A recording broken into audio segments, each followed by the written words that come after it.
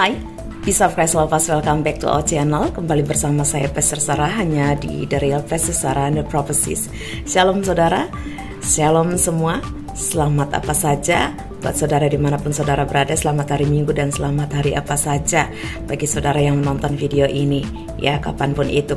Nah saudara, saya ingin menyampaikan tentang peperangan Palestina dengan Israel, ya.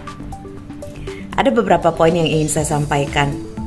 Yang pertama, tentang alasan kenapa mereka berperang. Saudara, ya, tolong dipahami, peperangan mereka bukan perang agama, bukan antara orang Kedar, ya, kalian Muslim dengan ataupun dengan orang-orang Kristen. No, bukan saudara, ya.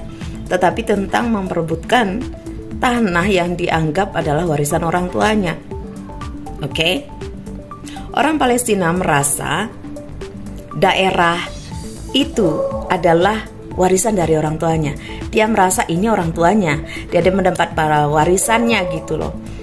Tetapi ya, faktanya adalah yang mendapatkan warisan adalah orang Israel. Ini nggak ubahnya dalam satu keluarga, saudara. Oke?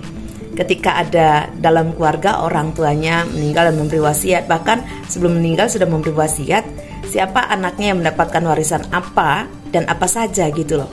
Tetapi ketika orang tuanya meninggal, ada anak yang tidak setuju, jadi telat gitu. Toh juga orang tuanya udah meninggal, jadi akhirnya mereka ribut, bahkan sampai bunuh-bunuhan, ya. Saya harus pakai istilah ini karena ini di TikTok, ya. You know, it's so sensitive about words. Ya, nggak tahu juga tuh, ya, agak beda dengan YouTube, ya. Makanya I'm not really like on TikTok. Oke, lanjut. Jadi seperti itu, kurang lebihnya seperti itu, saudara. Jadi kalau orang-orang Muslim Indonesia, ya, terus heboh, bahkan mengatakan bahwa mereka ingin melihat orang Israel musnah dari dunia, bahkan dihapuskan dari dunia, kata Israel itu. Kadang saya jadi, ya, ada dua rasa yang saya rasakan. Pertama, saya lucu rasanya, sangat lucu melihat ketololan kalian, ya, yang nggak tahu, ya. Kalian belajar PPKN, PMP, Pancasila, agama nggak sih waktu sekolah?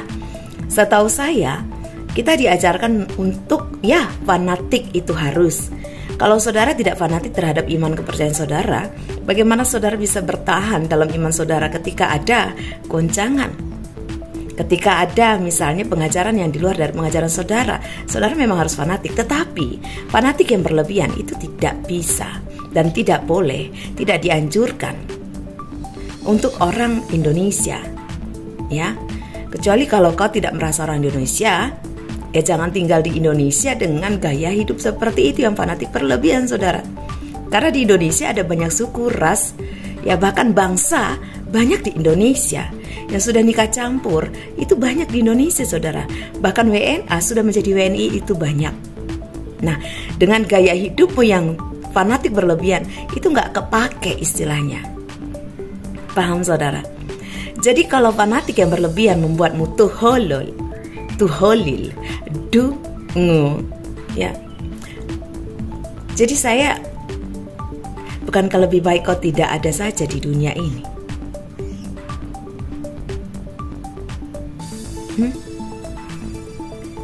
Apakah sekarang kau sedang mengatakan bahwa agamamu adalah agama teroris yang mengajarkan ajaran kebencian, ujaran kebencian?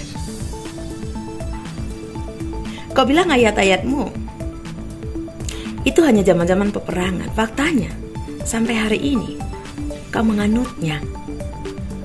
Itu yang menjadi kebingungan saya. Yang pertama, perasaan menggelitik ketawa saya membaca, mendengar statement-statement yang seperti itu.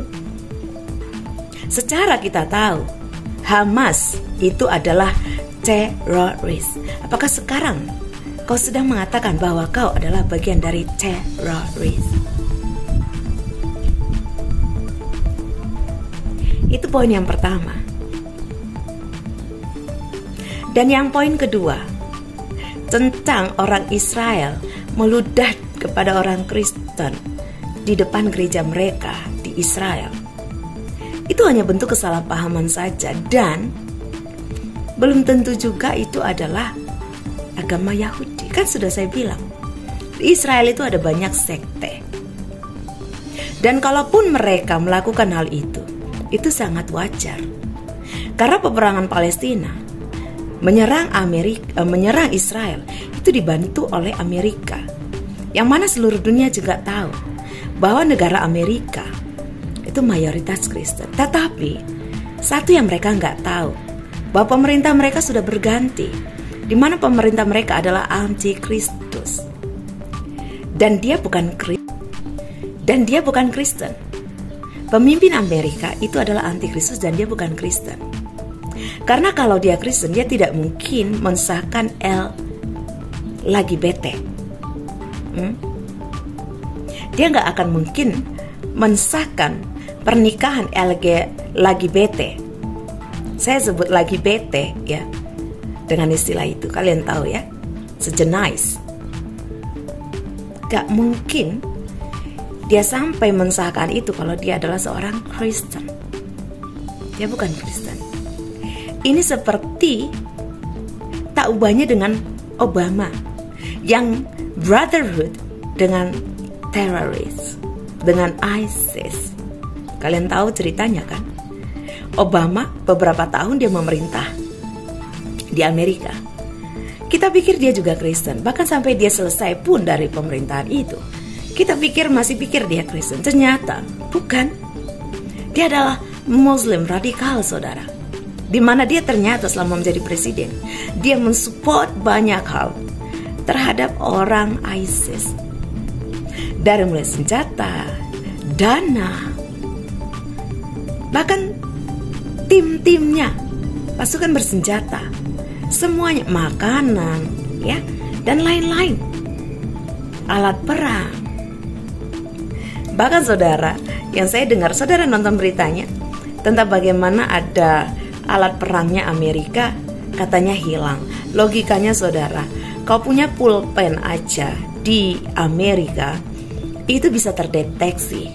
Kau tahu, Titanic itu yang sudah kedalaman sangat luar biasa, itu bisa ketahuan. Bahkan mereka membuat filmnya karena semuanya sangat detail mereka ketahui. Tapi bagaimana mungkin alat perang ini tidak diketahui dan hanya sesimpel itu mereka nyatakan hilang. Use your brain, saudara. Pakai pikiranmu, logikamu. Jadi kalau orang Israel meludah di depan gereja di Israel terhadap orang Kristen, itu sangat wajar. Dan saya mau katakan untuk orang-orang Kristen di sini, jangan kalian mau terpancing tentang hal itu. Orang Kristen dan orang Yahudi harus bersatu, saudara. Karena kita bersaudara. Kita tidak sama dengan orang-orang Muslim RT 6 yang sangat membenci orang Yahudi. Mereka memang ingin terjadi ada peperangan itu. Saudara tahu, kalau kau membenci orang Yahudi, artinya orang Kristen, kau dengar ini, kalau kau membenci orang Yahudi, artinya kau sedang mendukung orang RT 6 anti-Kristus yang ingin menghabisi orang Yahudi. Saksikan live streaming saya beberapa hari ke depan. Saya usahakan secepatnya, sekalipun saya tidak punya laptop, kita akan berbicara dengan orang Yahudi dan meluruskan semua ini supaya tidak ada miskomunikasi, salah paham, misunderstanding antara orang Kristen dengan orang Yahudi. Oke? Karena itulah tujuan mereka, memupuk, menaruh rasa kebencian kita orang Kristen kepada orang Yahudi dan Yahudi kepada orang Kristen. Tapi ketahui, kita itu satu darah. Kita satu darah. Bukan karena Alkitab yang menuliskan kita satu dalam Kristus, tetapi kita satu darah. Tetapi dengan orang RT 6, kita tidak satu darah. Oke? Saya Pastor Sarah.